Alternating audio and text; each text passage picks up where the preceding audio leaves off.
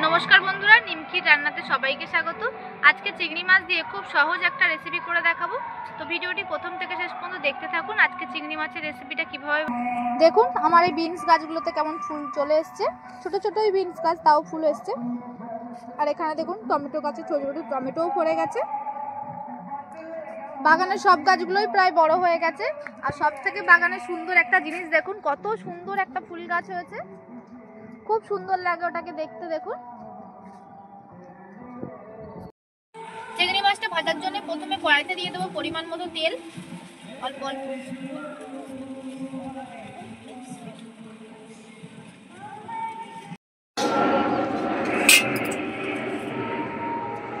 তেলটা আমার গরম হয়ে গেছে, এবার চিংড়ি মাছগুলোকে দিয়ে দেবো।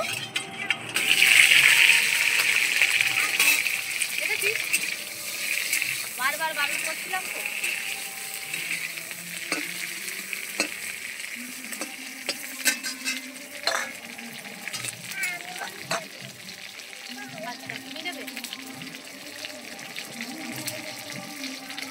চিংড়ি মাছগুলোর মধ্যে দিয়ে দিচ্ছি পরিমাণ মতো হলুদ গুঁড়ো,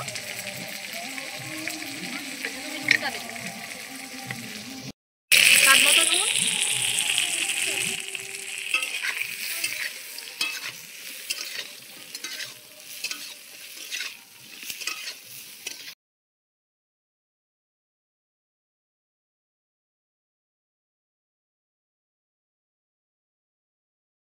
এই চিংড়ি মাছ ভাজা তেলের মধ্যে দিয়ে দিচ্ছি এবার ছোট ছোট করে কেটে রেখে দেওয়া আলু। আলুগুলোকে ভেজে নামিয়ে নিতে হবে।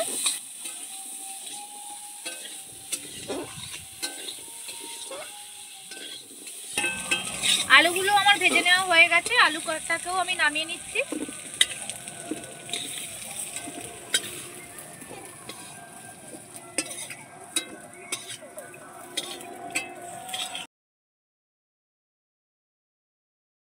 তেলটা দিয়ে দিচ্ছি দুটো মিডিয়াম সাইজের পেঁয়াজ কুচি।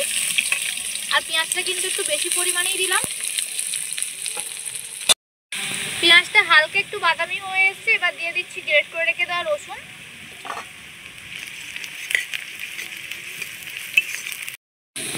এবার দিয়ে দিচ্ছি গ্রেট করে রেখে দেওয়া আদা।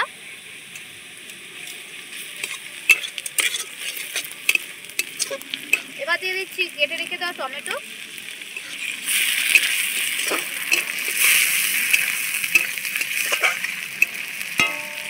নুনটা একেবারেই দিয়ে দিচ্ছি, টমেটোটাও তাতে নরম হয়ে আসবে।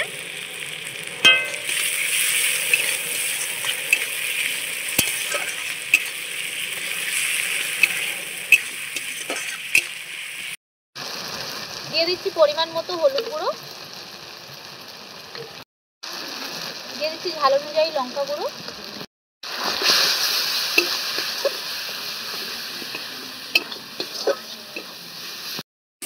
মশলাটা কষানো হয়ে গেছে, এবার মটরশুঁটিটা দিয়ে একটু নাড়াচাড়া করে নেব।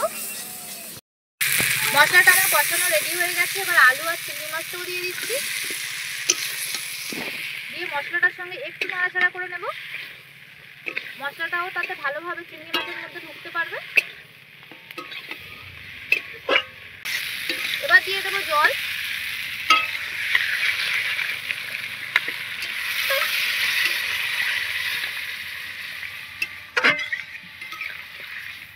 চিংড়ি মাছের কালিয়াটা আমার রেডি হয়ে গেছে। লাস্টে নামানোর আগে আমি অল্প একটু গরম মশলা ছড়িয়ে দেবো।